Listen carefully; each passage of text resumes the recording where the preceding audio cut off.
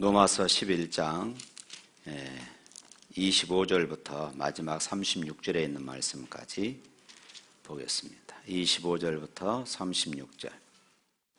형제들아, 너희가 스스로 지혜 있다 하면서 이 신비를 너희가 모르기를 내가 원하지 아니하노니, 이 신비는 이방인의 충만한 수가 들어오기까지 이스라엘의 덜어는 우둔하게 된 것이라.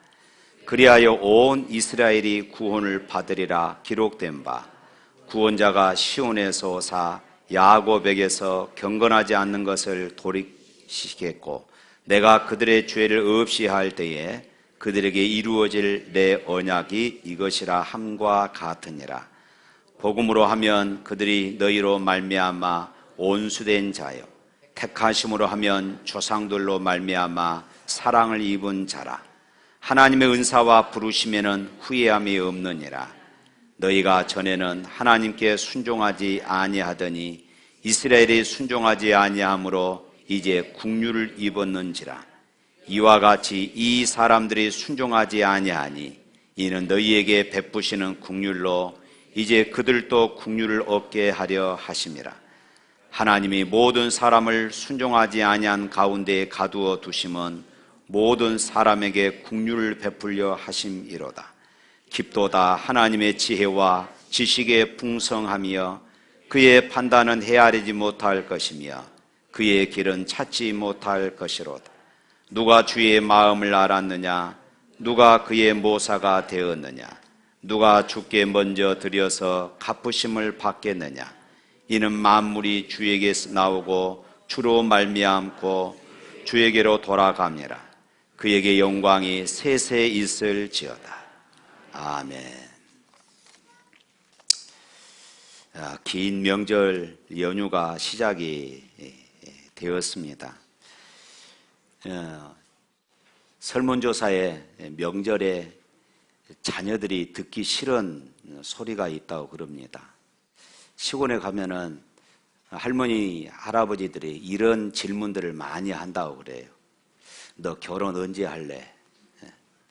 그 다음에 두 번째로는 취직이 했냐? 그 다음에 세 번째로는 살 좀 빼라. 이것이라고 그럽니다. 이번 명절 때 가족들 간에 모처럼 모였는데 만나자마자 이런 인사 않기를 바랍니다. 그리고 추석 명절에 또 어떤 집안은 그렇습니다. 손주들부터 할머니까지 핸드폰 보느라 정신이 없다고 그럽니다. 명절에 핸드폰 보는 거, 핸드폰 게임하는 거 자제하시고 가족들 간에 행복한 그런 시간 될 수 있기를 바랍니다. 로마서 9장에서 11장은 지난번 말씀드렸던 것처럼 이스라엘의 구원을 노래하고 있는 그런 장입니다. 바울의 소원은 자기 동족 유대 이스라엘이 구원을 받는 것이었습니다. 이방인들에게 복음을 전하면은 그들은 어김없이 회개하고 그리고 세례를 받고 이제 하나님의 백성이 되는 것을 바울은 경험하게 되어집니다. 그런데 자기 동족 유대인들은 마음이 완악하고 강팍하여서 아무리 복음을 전하여도 복음을 받아들이지 않고 오히려 바울을 배척하고 바울을 죽이려고까지 하고 예수님을, 메시아이신 예수님을 십자가에 못 박아 죽이기까지 했던 것입니다. 그런 유대 동족을 생각하면은 바울은 가슴이 미어지는 것이었습니다. 그래서 그치지 않는 마음의 아픔이 있다고 했습니다. 동족이 구원을 받을 수만 있다면은 내가 그리스도에게서 끊어져 저주를 받을지라도 좋다, 이렇게까지 고백을 했습니다. 그럼에도 불구하고 이 이스라엘은 끊임없이 하나님을 대적했습니다. 그래서 바울은 하나님께서 과연 이 이스라엘 백성들을 버리셨는가? 이 이스라엘 백성들을 버리셨는가? 이렇게 생각을 했습니다. 그러나 하나님은 택한 백성을 결코 포기하지 않으심을 바울은 깨닫게 되어진 것입니다. 그렇습니다. 하나님은 택한 백성을 결코 포기하지 않습니다. 하나님은 택하신 자를 반드시 구원하십니다. 할렐루야. 11장 1절 이하에 보면은 그 증거로 사도 바울 자기 자신을 그렇게 소개하고 있습니다. 나를 보십시오. 나는 유대인입니다. 나는 베냐민 지파입니다. 나는 바리새인 중에 바리새인입니다. 예수를 믿는 자를 핍박했던 자입니다. 그런데 그런 내가 예수님을 믿을 뿐만 아니라 또 사도가 되었습니다. 이것을 바울은 근거로 제시하고 있어요. 그러니까 유대인 중에서도 이처럼 택함을 받아서 예수님을 믿는 자가 있다는 것입니다. 그러면서 바울은 또 한 가지 예를 들고 있습니다. 바로 엘리야의 예였어요.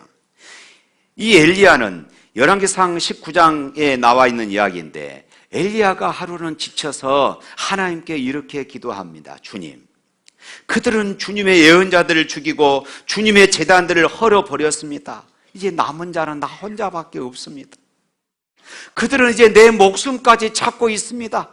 어떻게 하겠습니까? 이렇게 부르짖을 때에 하나님이 이렇게 대답하시죠. 내가 바알에게 무릎을 꿇지 않는 사람 7,000명을 준비해 두었다. 이 말씀을 지금 바울은 인용해요. 그러니까 유대인들 중에서도 여전히 은혜를 받아서 구원받은 사람, 택함받은 사람들이 있다는 것입니다. 그래서 바울 사도 자신이 이 질문을 제기하고 있습니다. 우리 11장 1절 말씀 한번 읽어볼까요? 1절. 그러므로 내가 말하노니 하나님이 자기 백성을 버리셨느냐? 그럴 수 없느니라. 하나님이 자기 백성, 쉽게 말하면은 이스라엘을 버리셨느냐? 그럴 수 없다. 이렇게 말하고 있습니다. 그러면 하나님이 맨 먼저 선택한 이 이스라엘 백성을 버리지 않으신 것이라면은 도대체 왜 대다수의 이 유대인들, 대다수의 이스라엘 백성들이 믿지 않는 자리에 있게 되었을까요? 사도 바울은 오늘 본문 25절에서 그 이유에 대해서 설명을 합니다. 25절 말씀 또 한번 읽어볼까요? 11장 25절. 형제들아, 너희가 스스로 지혜 있다 하면서 이 신비를 너희가 모르기를 내가 원치 아니하노니 이 신비는 이방인의 충만한 수가 들어오기까지 이스라엘의 덜어는 우둔하게 된 것이라. 하나님의 비밀, 하나님의 신비가 여기에 있다는 것입니다. 이스라엘이 그토록 하나님을 배척하고 하나님 앞에 불순종하는 그 이유가 바로 여기에 있다는 것이에요. 도대체 그 비밀, 그 신비가 무엇이냐? 25절부터 28절 말씀까지 두 가지로 설명을 하는데, 그 첫 번째로는 이방인의 수가 다 찰 때까지, 이방인의 수가 다 찰 때까지 그렇게 말하고 있어요. 그때까지 일부 이스라엘 백성들이 완고한 자리에, 불순종한 자리에, 하나님을 대적하는 자리에 있게 되어질 것이라고 말씀합니다. 그리고 두 번째로는 결국 온 이스라엘도 구원받게 되어질 것이다. 바로 이 말씀입니다. 사도 바울은 이것을 신비다, 옛날 성경에는 비밀이다 이렇게 말했어요. 이 말씀은 단순히 유대인을 위한 예언이 아니라 더 나아가서 이 세상의 또 종말을 예언하기도 한 그런 말씀이기도 합니다. 25절에서 이방인의 충만한 수가 들어오기까지 말했는데, 예수님께서도 이와 비슷한 말씀을 하셨어요. 누가복음 21장 24절 말씀에 다 같이 한번 읽어볼까요?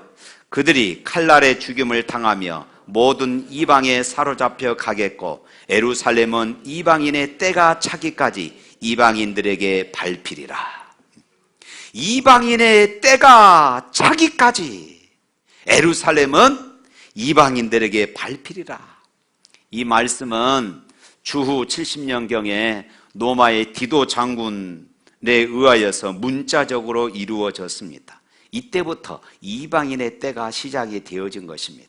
쉽게 말하면은 하나님의 구원이 유대인에게서 국한되지 않고 하나님의 구원이 온 세계에 퍼지게 되어질 것이라는 것이에요.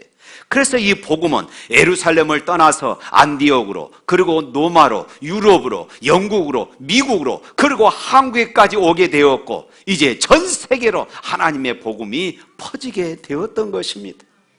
바로 이것이 이방인의 때다, 이렇게 지금 말하고 있어요. 이방인들의 구원의 때다, 이 말씀이에요.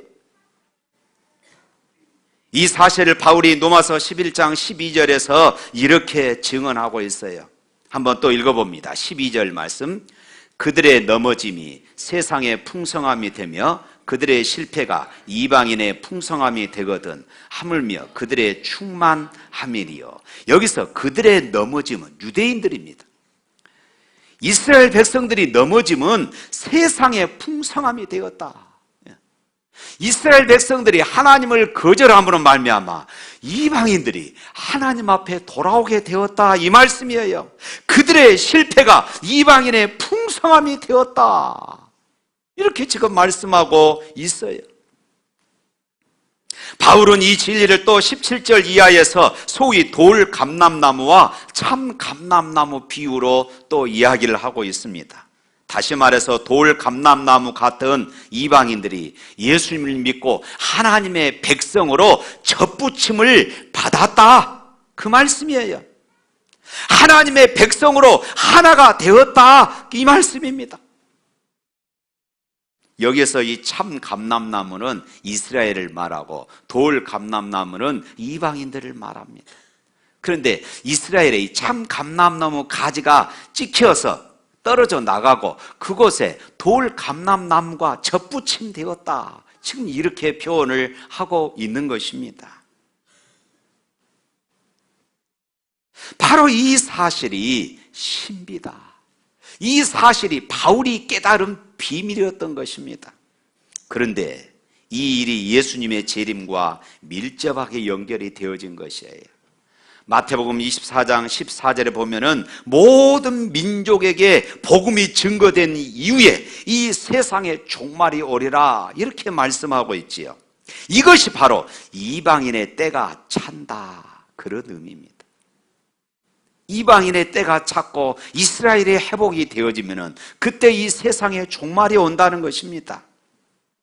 그리고 인류 역사의 마지막 남은 최후의 드라마가 시작되는데 바로 이스라엘의 회복입니다. 그래서 오늘 31절 말씀 또 읽어봅니다. 31절. 이와 같이 이 사람들이 순종하지 아니하니 이는 너희에게 베푸시는 긍휼로 이제 그들도 긍휼을 얻게 하려 하심이라. 이 사람들이 여기서 유대인들입니다. 이들은 순종하지 아니했어요. 그런데 너희에게 베푸시는 긍휼로, 오늘 우리에게 베푸시는, 이방인들에게 베풀어 주시는 긍휼로 말미암아 이제 그들도, 유대인들도 하나님이 긍휼을 베풀어 주실 것이다, 이렇게 말씀합니다. 인류 구원을 위한 하나님의 이 같은 계획을 깨닫게 되어져요. 그래서 사도 바울은 큰 소리로 하나님을 찬양하게 되어집니다. 33절 읽겠습니다. 깊도다 하나님의 지혜와 지식의 풍성하며 그의 판단은 헤아리지 못할 것이며 그의 길은 찾지 못할 것이로다. 또 36절. 이는 만물이 주에게서 나오고 주로 말미암고 주에게로 돌아갑니다. 그에게 영광이 세세 있을지어다. 아멘. 할렐루야. 이런 비밀을 깨닫고 사도 바울은 찬양하지 않을 수가 없었습니다. 그가 유대인이기 때문에 특히 감격했겠지만은 우리도 이 말씀을 붙잡아야 합니다. 왜냐하면 지금 역사는 그 시점을 향하여 가고 있기 때문입니다. 세상의 종말에 대한 성경 말씀은요, 결코 뜬구름 이야기가 아닙니다. 노아 시대 소돔과 고모라 시대 사람들처럼 하나님의 말씀을 우리가 무시해서 살다가는 큰일 나는 것이에요. 사랑하는 성도 여러분, 오늘 여러분들에게 가장 확실한 것이 무엇입니까? 죽는다는 것입니다. 죽는다는 것, 이것만큼 확실해요. 우리에게 어떤 것도 확실하다고 장담할 수 있는 것이 없습니다. 그러나 이 죽는다는 것, 이것은 우리 모두에게 확실한 것입니다. 문제는 죽음을 전혀 준비하지 않고 산다는 것입니다. 젊어서 우리가 노후를 준비하지요. 사업하기 위해서 준비합니다. 우리가 준비한 것들이 많이 있어요. 그런데 정말로 우리가 죽음에 대하여서 준비하지 않고 산다는 것이 참 문제입니다. 개인뿐만 아니라 이 세상 역사에도 종말이 있습니다. 성경만이 이 세상에 종말이 있을 것을 정확하게 말씀하고 있습니다. 그 징표 중에 하나가 무엇이냐? 유대인들이, 이스라엘 백성들이 하나님께로 돌아간다는 것이에요. 지금은 이스라엘의 하나님을, 지난 2000년 동안 이스라엘이 하나님을 대적했습니다. 하나님을 거절하고 있어요. 그런데 이제 이스라엘이 회복하게 되어진다는 것이에요. 예수님의 십자가 복음을 믿게 될 것이라는 사실입니다. 그래서 로마서 11장의 핵심은 포기하지 않으시는 하나님, 이것입니다. 이스라엘을 향한 하나님의 사랑이 결단코 포기가 없다는 것입니다. 하나님께서는 택하신 자를 사랑하신다는 것입니다. 항상 지키시며 보호하시고 반드시 구원하신다는 것입니다. 출애굽기는 택한 백성을 반드시 구원한다는 하나님의 메시지입니다. 요한계시록은 택한 백성을 하나님께서 반드시 구원하신다는 하나님의 예언입니다. 그러나 택하신 자는 포기하지 않으시는 하나님이라고 누구나 안심하라는 것이 아닙니다. 내가 택함 받았으니까 하나님께서 언젠가 나를 구원해 내실 거야, 그리고 방탕하게 살아서는 안 된다는 것이에요. 안심해서는 안 된다는 것입니다. 택함 받은 자에게는 분명한 증거가 있어야 합니다.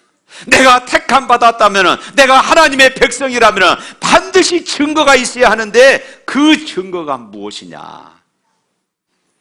뭐라고 써 있어요? 하나님과 동행하는 삶입니다. 할렐루야. 내가 하나님과 연합했다는 것, 내가 택함 받았다는 것, 그것은 내가 하나님과 동행한다는 분명한 증거가 있어야 합니다. 주님은 도둑같이 오신다고 하셨는데 성경을 자세히 읽어보면 심판받을 자에게나 도둑같이 오신다고 하는 것이지, 구원받은 자에게는 결코 도둑같이 오시는 것이 아님을 알 수가 있어요. 데살로니가전서 5장 4절 말씀입니다. 또 한번 읽어보겠습니다. 시작. 형제들아, 너희는 어둠에 있지 아니하며 그 날이 도둑같이 너희에게 임하지 못하리니, 택합받은 사람에게는 그 날이 도둑같이 임하지 못한다. 왜 택합받은 사람에게는 주님의 재림이 도둑같이 임하지 않으실까요? 그것은 우리는 천국 가서 주님을 만나는 사람이 아닙니다. 이미 우리는 주님과 함께 동행하고 있는 사람임을 믿으시기를 바랍니다. 주님이 이미 우리 마음에 계신 줄로 믿으시기를 축원합니다.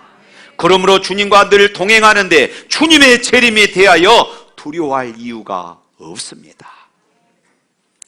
욥기 19장 25절부터 27절 말씀에 보면 욥이 이렇게 고백합니다. 내가 알기에는 나의 대속자가 살아계시니 마침내 그가 땅 위에 서실 것이라. 내가 내 가죽이 벗김을 당한 뒤에도 내가 육체 밖에서 하나님을 보리라. 내가 그를 보리니 내 눈으로 그를 보기를 낯선 사람처럼 하지 않을 것이라.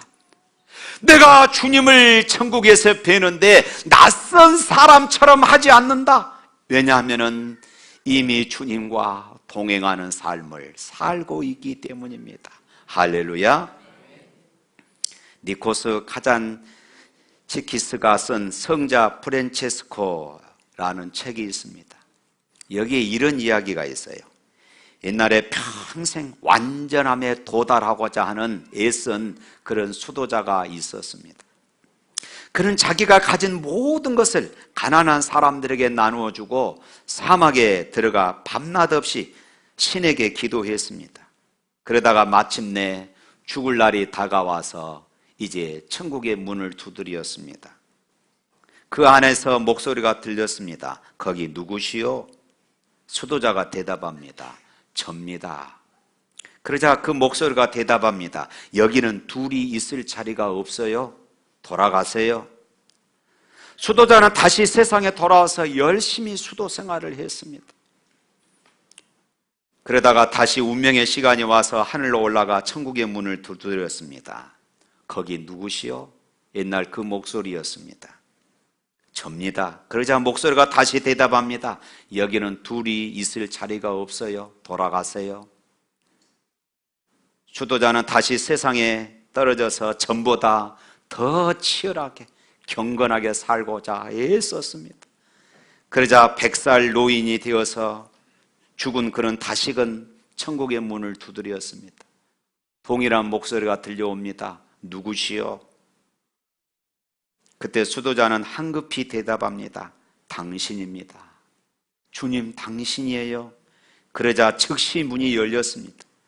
여러분, 무슨 말인지 이해 가십니까?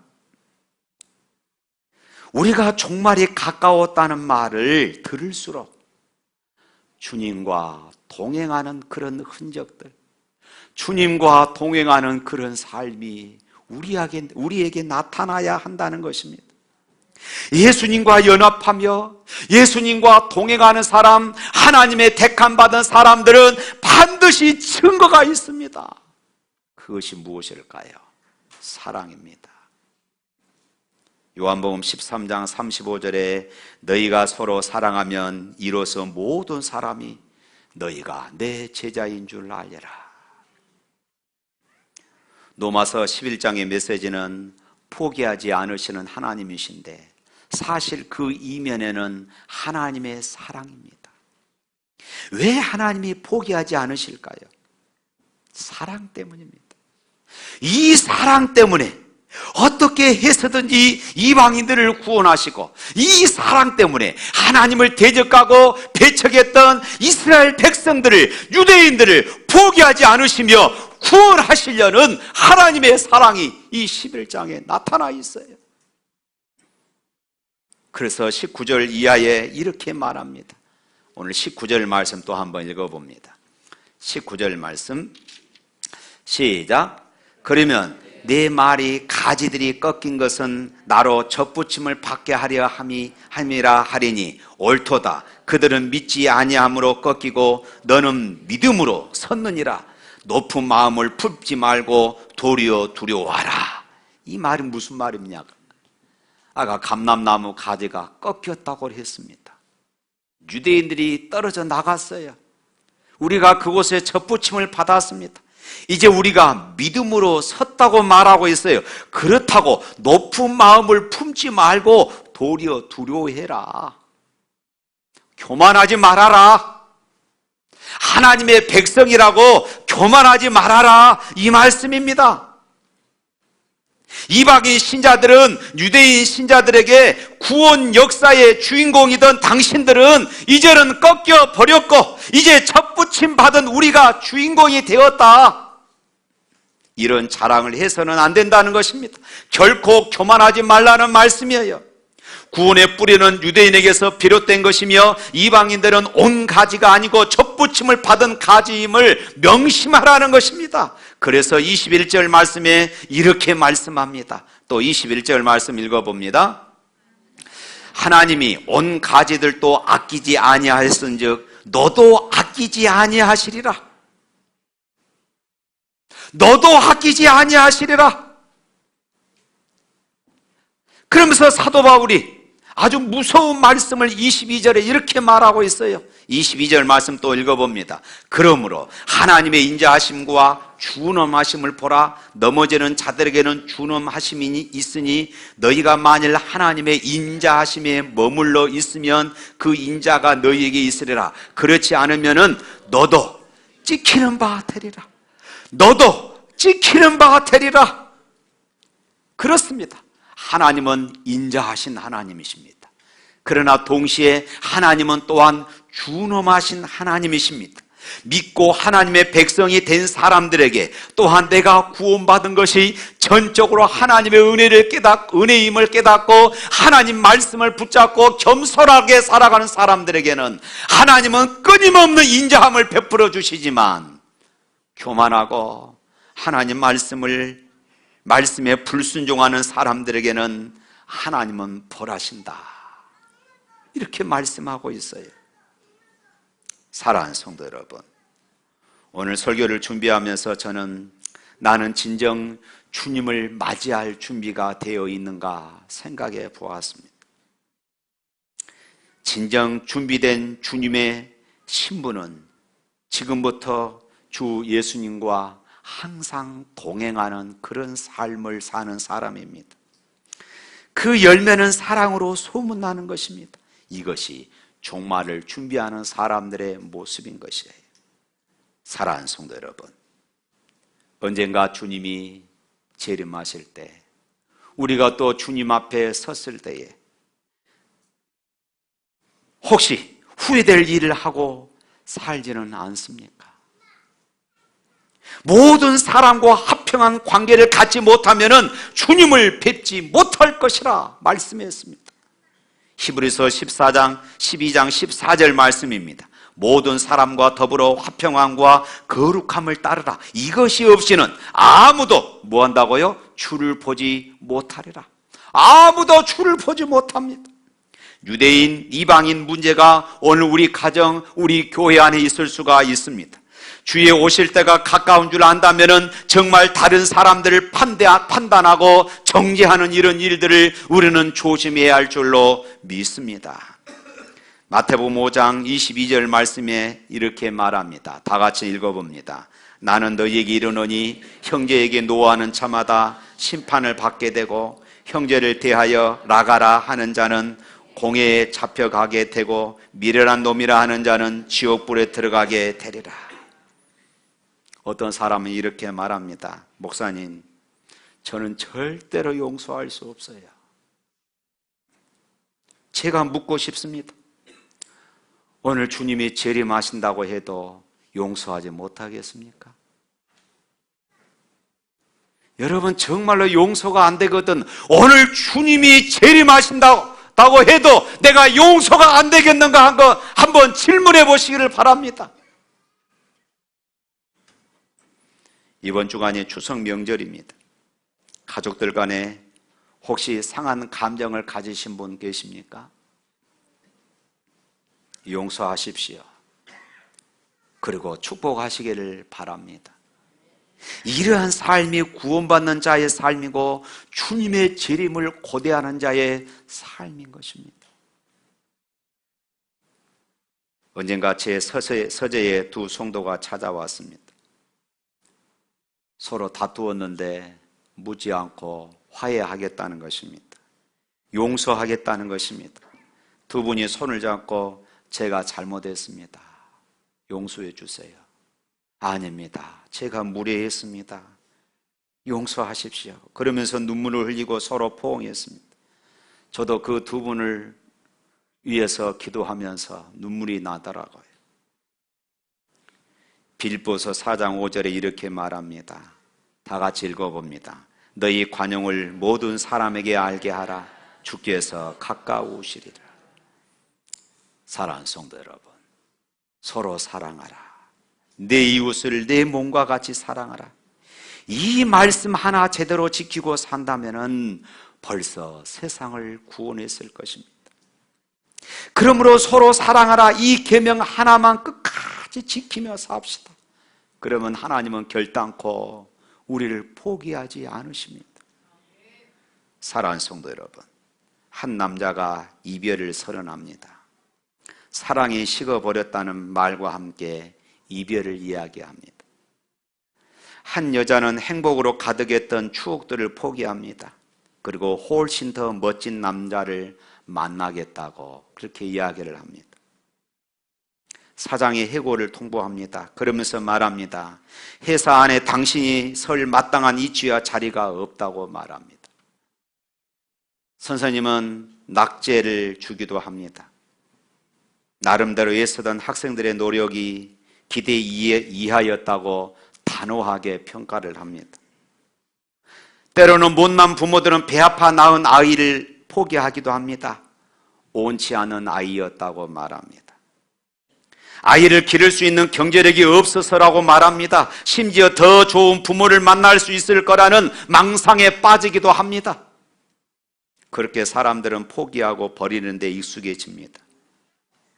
하지만 우리를 절대로 결단코 포기하지 않으신 분이 계십니다. 그의 사랑은 절대 식지 않습니다. 그분은 언제나 우리와 함께 아름다운 추억을 만들어 가기를 기뻐하시는 분이십니다. 우리에게 할 일을 맡기시되 가장 빛나는 자리를 준비해 놓고 계십니다. 또한 작은 노력과 수고에도 격려해 주십니다. 우리를 친자녀로 여기까지 날마다 당신의 품으로 돌아오기를 기대하고 계십니다. 그분은 우리 하나님 아버지십니다. 할렐루야.